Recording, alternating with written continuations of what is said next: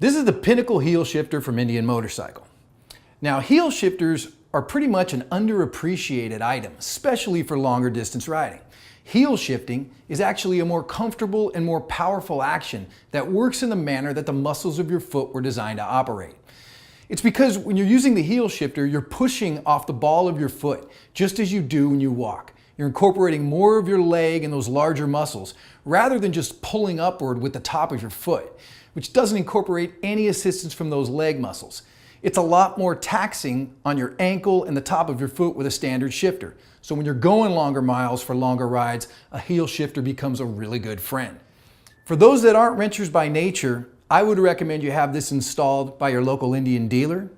All in all, if you're going to be riding a lot of long miles, doing a lot of touring, I would highly recommend you check out Indian's Pinnacle Heel Shifter.